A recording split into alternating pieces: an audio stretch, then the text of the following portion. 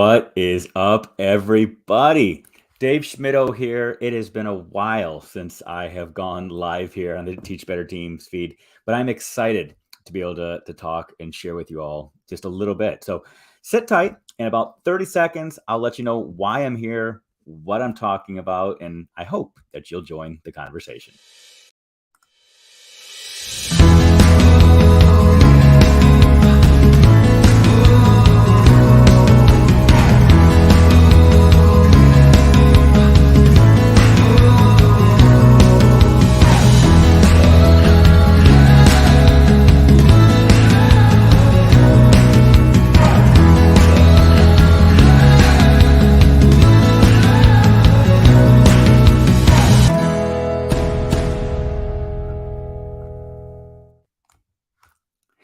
So what's up, everybody? Dave Schmittou here, the Director of Leadership and Development with the Teach Better team. Getting to connect with you a little bit today, in part because of a partnership that we have here at the Teach Better team with really the entire state of Ohio, it seems like. Here at the Teach Better team, we've partnered with 16 ESCs in the state of Ohio. An ESC is basically a county-wide consortium of school districts. We were able to secure a grant alongside those 16 ESCs to service the schools, the districts, the staff through professional learning throughout the course of the 2022-23 school year. And it has been an absolute blast to be able to work with the leaders, the teachers, everybody throughout the state of Ohio that's been a part of this partnership. And as a result of that work, we have committed to at least once a month coming on here, going live, sharing some of the highlights of the work that we're doing, and just give you a couple of nuggets, some quick tips to celebrate the work and the progress of all the amazing educators in the state of Ohio.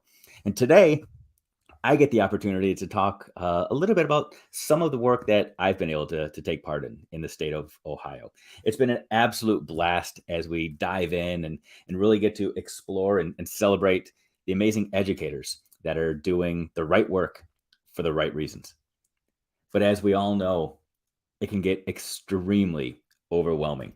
It can be extremely overwhelming to be an educator these days, feeling like it's never enough, feeling like somebody is always chasing the next best thing.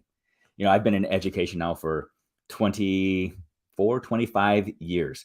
And I can tell you that pendulum, and it swings all the time. Those of us that have been in education for a while, we know what I'm talking about, where every few years it feels like there's a new initiative that comes on in. Everybody goes all in. We throw the baby out with the bathwater, and then we chase the next shiny thing the next year. And then the next year, something new comes in. And eventually, if we've been in this long enough, we are able to see the same ideas recycled year in and year out. So one of the things that we're doing with our partnership with, again, these 16 ESCs, truly impacting and working with thousands of educators all throughout Ohio, is celebrating the amazing work that they're already doing and allowing ourselves to just dig into the trenches and, to use a Schmittouism, focus on the focus and celebrate the good work that's already being done and build around it. Because if you are an educator today, I need you to know first and foremost, you are doing the right work for the right reasons. You don't always have to chase the next shiny object. You don't necessarily need to listen to the guy with the microphone or the guy going live, the guy that has created a PowerPoint presentation, the person that has written the book, because seemingly today everybody's doing that. We need to be able to be true to our priorities and identify the things that matter most.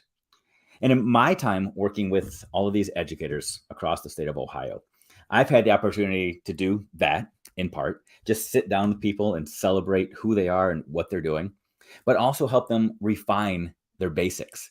And by basics, I don't mean going back and looking at the basic tenets of education, whether it's phonics or whole language, or looking at, do we need to teach cursive or not teach cursive? That's not what I'm talking about.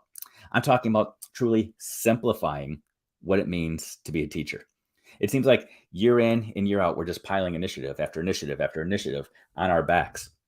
And we know that can create initiative fatigue, where we just get exhausted, where we get burnt out. So we're trying to double down and say, what are the real essential things in education that we need to be focusing on? What are those things that we know make an impact? And how do we build around those? So let me just celebrate real quickly some of the work that we've been doing. Let me share some of the highlights of the work that we're doing and walk you through some of these little nuggets that I've been able to celebrate with educators. First, I want to build around this quote by Lao Tzu, who says, "To attain knowledge, add things every day. But to obtain wisdom, subtract things every day." I want you to hear that, and I want you to resonate on it because I think it's extremely important. In order to obtain wisdom, sometimes we need to subtract. Sometimes we need to take things off of our plate and say, let's just double down on the things that matter most. But how do we do that? How do we do that in education? How do we identify those things that truly matter most? If you are a classroom teacher where you might have 30 kids an hour, 30 kids all day, or middle school or high school teacher where you've got 150 kids a day, where you are expected to teach standard after standard after standard, where you're expected to give assessment after assessment, you got lots of data points. How do you identify those most important things? Well, there's lots of ways to do it. And I'm going to walk you through a few examples that we've been able to celebrate using our educators in Ohio to be able to get them to wrap around the things that matter most. First thing I want to celebrate or I want to talk through is this chart. A lot of us have seen this chart before. It's a chart that illustrates some of the work, some of the research done by John Hattie, that researcher from New Zealand who did a huge meta-analysis about 15, 20 years ago where he identified all of the things that impact student learning. And he came up with a chart that rates things by their effect size. In essence, which things have a greater impact on student learning. And he rank ordered them for us. What we know is that 95% of the things that we do in our classrooms work, but there are some things that work better or have a stronger impact. Today, I'm going to highlight a few of the things that I have green arrows next to. The first thing I want to point out, the thing that has the single greatest impact on student learning, according to the research of John Hattie and others over the last 15 years, it's been proven time and time again, is this concept known as collective teacher efficacy. Collective teacher efficacy matters more than anything else. Collective teacher efficacy does not mean every teacher doing things the same way. It does not mean every teacher giving the same test every single Friday so that you can compare teacher results. Collective teacher efficacy is not the same thing as that dirty F word of fidelity that we use in schools. What is collective teacher efficacy? Well, let me talk about it through self-efficacy as my example. See, I'm a dad. I've got 4 kids, and I want my kids to all grow up and be self-efficacious, which means I want them to be reliant on themselves. When their car breaks down or they get a flat tire, I want them to be able to try to diagnose it, fix it, and change the spare tire. When they go get gas at the gas pump, I want them to be able to pump their own gas. When they go to a restaurant, I want them to be able to figure out what's on the menu and order it. I want them to be self-reliant, self-efficacious. The single greatest factor for student learning in schools today is collective teacher efficacy, which means teachers being able to rely on other teachers, teachers being able to make strategic decisions that matter more for their kids in their classroom. Not necessarily being compliant and following the rules and doing everything that I as a leader might ask them, but teachers having the power and the ability to stand up for themselves. I'm going to talk a little bit about how we can encourage that, celebrate that, and really capitalize on it because it matters for student learning. Also going to talk about how to have clear student expectations, how to make sure that there is teacher clarity, how to provide quality feedback, and how to increase verbalization and questioning in the classroom. Again, around the work that I get to do with schools day in and day out, this is the work that we build on because this is the work that matters more. When we focus on these things that have strong impacts and strong effect sizes on kids, we know that student learning is a direct result. So how do we do it? Well, again, there are lots of approaches to this. Now, let me unpack this really quickly by talking about some of the work that I've done before my time on the Teach Better team. Right now, as the Director of Leadership and Development, I get the opportunity to talk to leaders all over the place. And I also get to develop the training that we have within the Teach Better team. Well, prior to that time, I've had multiple roles. I have been a classroom teacher. I've been a building administrator. I've been a district administrator. I've also been a college professor. And throughout all of that time, I've had the ability to go do a lot of research, to go out and do a lot of studying. One of the things that I've been intrigued by over the last 10 years or so was the notion, some of you might be able to relate to this. At the end of the year, you give that big, scary state test. Results come in June, July, August. You look at your results, and some of you might relate to this. You look at them and you're kind of devastated. You're confused. You say, I don't understand. I taught this stuff. How come my kids didn't demonstrate mastery? How come my kids didn't demonstrate that they know this? I know I taught this. What's going on? And some of us, we blame the test, we blame the system, we blame a bunch of other things. But we look at it and we say, I don't get it. So one of the things that I've built a lot of my research interest around was around that notion of teachers say that they taught it. The test doesn't show it. Are teachers really teaching it? And in recent years, I had the opportunity to go study a couple of thousand classrooms around the Midwest in Ohio, Indiana, Illinois, Michigan, Wisconsin, and truly identify, are we really teaching that stuff that we say that we're teaching? And here's what I found out. Super interesting. Do you realize that when we focus on the standards, the K-12 standards, 83% of the standards, 83% of the standards from kindergarten through 12th grade are written at a level of application or above, according to Bloom's taxonomy. Meaning we're asking kids to do something, to apply their knowledge, to analyze information, to synthesize, to create, to evaluate. However, what I have seen from time in classrooms is that 76% of classroom assessment and the associated instruction is at the understanding or recall / remembering level. Which means we're teaching the stuff, but we're not necessarily teaching it to the right depth. We're asking kids to memorize a bunch of stuff when the standards are asking kids to do a bunch of stuff. The assessments, those big, scary assessments that we give in April and May every year, have questions or problems that are asking kids to apply and analyze, and our kids don't know how to do it because we've been teaching them how to recall and understand. So yes, we're teaching their stuff, but we're not teaching it to the right depth. So how do we get ourselves to the place where we're able to teach the right stuff to the right depth with the finite amount of time, energy, resources that we have, added to it with all of the other initiatives, suggestions, and strategies presented before us? Well, over the last 10 years or so, we've developed the roadmap that helps us understand this. In a lot of schools that I've had the opportunity to go into, and other members of the Teach Better team have had the opportunity to go into, we're asked to share strategies, standards-based grading, standards-aligned learning, standards-based assessment. In essence, making sure that we're teaching the standards according to the standards. A very Schmittouism statement, a very Schmittou-esque statement is a standard is only standard if it's standard. Well, using the logic that I just showed you, we just saw that oftentimes the standards that we're teaching aren't necessarily the standards. Right content, different level of depth. So one of the things that we do is we present schools and districts across Ohio and really across the country and across the world now with this roadmap to say, if you want to get to the place where you're assessing students according to the standards, where you're giving grades according to the standards, where you're providing instruction according to the standards, we encourage people to follow the roadmap. The roadmap is a step-by-step guide that tells you what to do, when to do it, and then with our time with ESCs, we unpack how to do it. Today, I'm going to give you a little glimpse into step 1, the concept of identifying power standards, essential standards, priority standards. It's a step that, if I'm being honest, I know people in districts all across America have already done this. You've already gone through some sort of process of identifying power standards, essential standards, and you already have a bunch of things that you know work for you. But here's also what I know. I'm going to speak from my own personal experience. When I was a classroom teacher, going back 15, 20 years ago, we identified the power standards, and here's how we identified power standards. Myself, somebody else that was in my department, somebody else that taught my grade level, sat in a room, and we said, what's the most important stuff? And then we did a metaphorical arm wrestling match to figure out which things we liked to teach the most. Which ones did we think were the most important?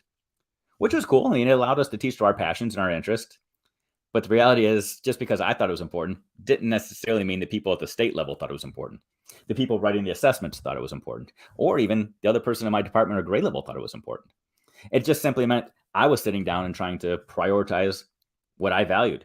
And the reality is it didn't necessarily change anything I did in my classroom, because even before I went through this metaphorical exercise, I was already identifying the stuff that I thought was important every single day. I was already arguing for the things that I thought were the most essential.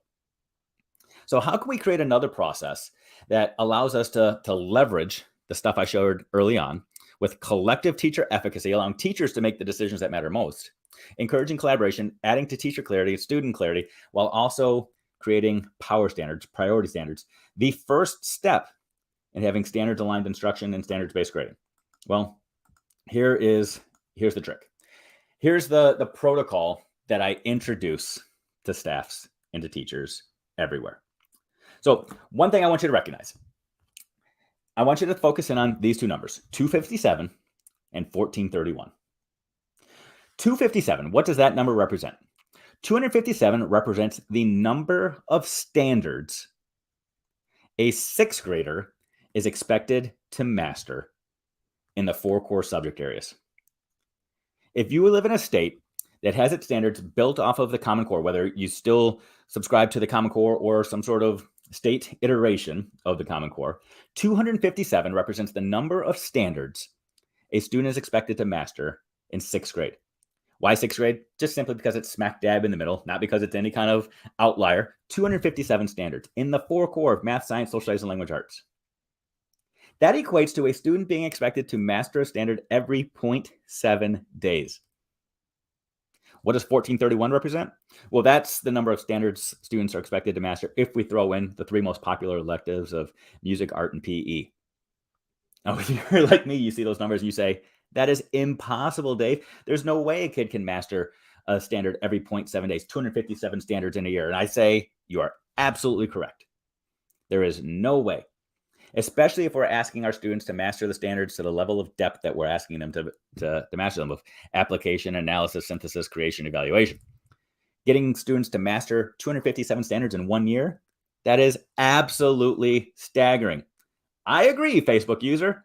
Absolutely staggering. It's crazy. Well, the reality is that is not necessarily the expectation. Yeah, that's the number of standards that are presented to us for students to master, but the expectation is not that our students master all 257. States everywhere, including in Ohio, understand that there are some standards that are more important than others. There are some things that require us to go a little bit deeper and to make sure that our kids understand them.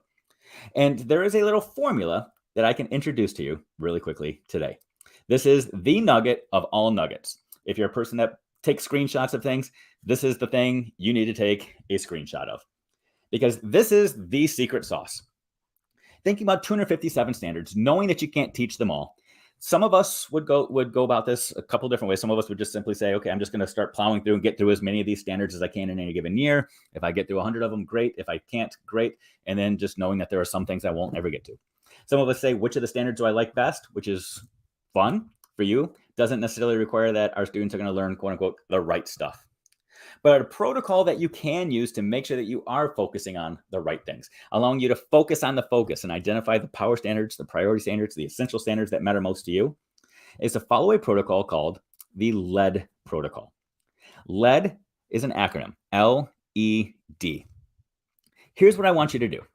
If you've got time over break or on a weekend or with your department or grade level or PLC in the coming days, weeks, or months, here's the protocol to follow.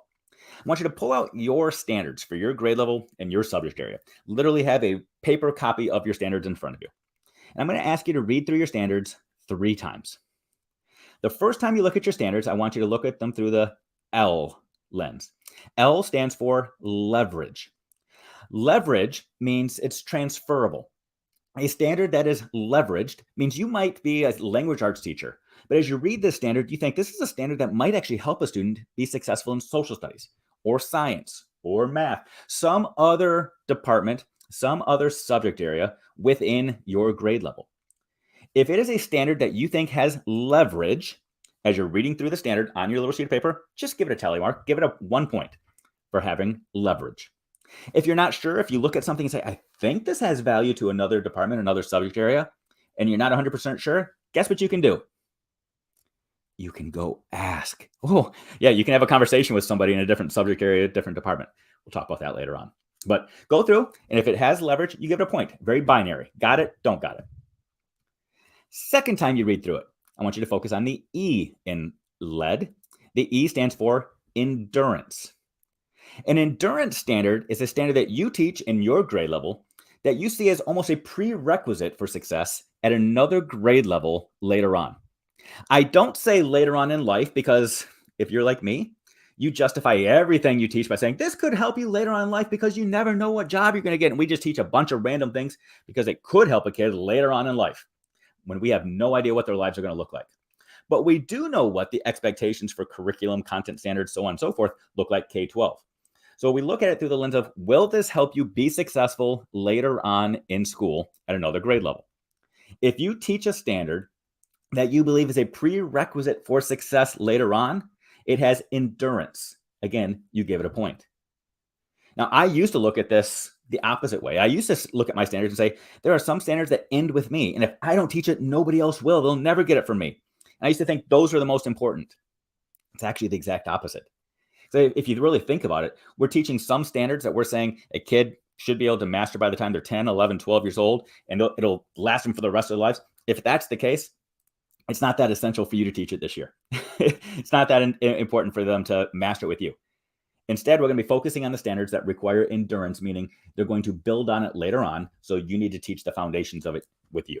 Okay. So again, the first two, L and the E, very binary. Got it, don't got it. If you think it's leverage, give it a point. If you think it has endurance, you give it a point.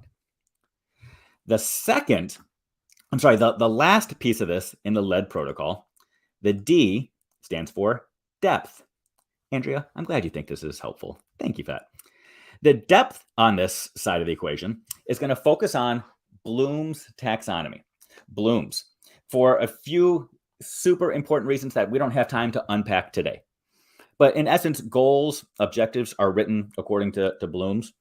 They are outcome driven, not thinking about the thinking process that goes into it. If you think about the statistic I showed you early on with 83% of the standards written at the application level or above, this is extremely critical. I want you to look at your standards again for the third and final time. And I want you to identify what level the standard is written to, according to Bloom's. If it's a recall standard, in other words, kids just need to memorize some things, you give it 1 point. If it's an understanding standard, which means we want you to summarize things, put things in your own words, just tell me that you have a general understanding of the concept, it gets 2 points. Application is 3, analysis 4, synthesis 5, evaluation 6, creation 7, reflection 8. Some of you will notice I added a couple of layers in there. I added synthesis as a standalone. In the original Bloom's taxonomy written about 45 years ago, analysis and synthesis were put in the same compartment, even though they're two slightly different things. To analyze something means you break it down, like what we're doing right now. To synthesize something means you put it all back together again. So I'm going to ask that you actually separate those out because it's going to help you disaggregate this information. When it's all said and done, once you've gone through and you've scored your standards for leverage, endurance, and depth, I then want you to come up with your total score for each standard. What you will notice is that you have about 10 to 12 standards at every grade level and every subject that far and away surpass the points of every other standard. And what you've just done is you have just nominated your power standards. Your power standards have been selected using truly the same criteria that states and summative assessment companies use when they're creating the scoring matrix for your big, scary tests. If in your state, like in Ohio, like in Illinois, like in Michigan, like in Wisconsin, like in Georgia, like in Florida, if your big, scary test is given to kids and your scores are reported back to you in some sort of scale score, those scale scores are weighted scores, which means some standards are given more points than others. Guess what protocol they're using to determine which standards are worth more points? Ding, ding, ding. They're using the lead protocol. The lead protocol allows you to focus on the standards that matter more. That's right. These are powerful standards. They are super power standards because this also increases a lot of those other things that we were just talking about. It increases collective teacher efficacy. How so? Well, if we were to start unpacking the standards-based roadmap a little bit more, one of the things that we would talk about was really looking at creating rubrics and aligned assessments. One of the things that we've been able to do is we've been able to focus now on creating rubrics that are transferable across grade levels and across departments, where teachers now recognize they don't have to teach any of these things in isolation in the silo of their classroom, nor do they have to assess them in isolation. We've created inter-rater reliability by focusing on standards that have leverage, meaning multiple subjects benefit from this being taught. Teachers are now aligning their vocabulary, their understanding, their expectations providing greater teacher clarity by having standards that have leverage. With endurance, we're looking across grade levels now, within departments to make sure that there's commonality, teacher clarity, student clarity of expectations. We're creating that snowball effect that allows our rubrics to be aligned across grade levels. So no one teacher feels like they're on an island anymore. Instead, we're all lined up. We create these power standards that allow us to then transfer our knowledge moving forward and doing things like we never have before. See, the beautiful thing is when we're able to double down and say, let's just focus on the focus. Let's just identify the things that matter more, the things that matter most, not just because I think it's important, because we think it's important. We're actually doing what research tells us is a best practice. We're focusing on the things that John Hattie and countless others over the last 20 years have told us matters more. Collective teacher efficacy. You get teachers in a room now not arguing about what things they like to teach more than others, but they're having conversations about which standard has leverage and endurance and what is the requisite depth of a standard. Those are the conversations that now start taking place at PLCs and departments and in grade levels. You're not using assessments to say this teacher is a better teacher than that teacher. You're now looking at things to say, is this aligned with the stuff we're supposed to be focusing on? It allows you to take 257 standards and shrink it down to the most essential. You're now teaching, instead of 257 standards in a year, trying to get kids to master a standard every 0.7 days, to saying 10 to 12 standards a year for me to teach to this level of depth. Wow, I could basically teach a standard a month to this requisite depth, and my kids will show greater success. And the answer is yes. Again, this is just a snapshot of some of the work that we are doing in, I'm even going to say it, Michigan, man, and it breaks me to say this, but in the great state of Ohio. Yep, I'm even wearing a little scarlet today to represent my love for the people in Ohio. Oh, you have no idea how hard that was for me to say, but it's true. This is a small glimpse of some of that work. So if you live in Ohio, I can't wait to get back and hang out with you again and continue on with some of this work. Or maybe you're working with Chad or Ray or Katie or one of the other trainers on the Teach Better team doing this work. If you live in a state not called Ohio and you want to sit down and do some of this work with us, you can see the link at the bottom, teachbetter.com/grants. Takes you to some information where you can get a little bit more knowledge on how to generate the funds to maybe receive some of this training, or you can just reach out to me. My social media link is right there. I'm happy to connect with you and figure out a plan or path forward. Again, if you want to unpack any of this information, just reach out, connect with me or any member of the Teach Better team. This is just a short little snippet, monthly tip that we're providing. I know next month you're going to get even more value from the work that's being done. I hope this was helpful to you. The LED protocol, it's a great little way for you to focus on the focus.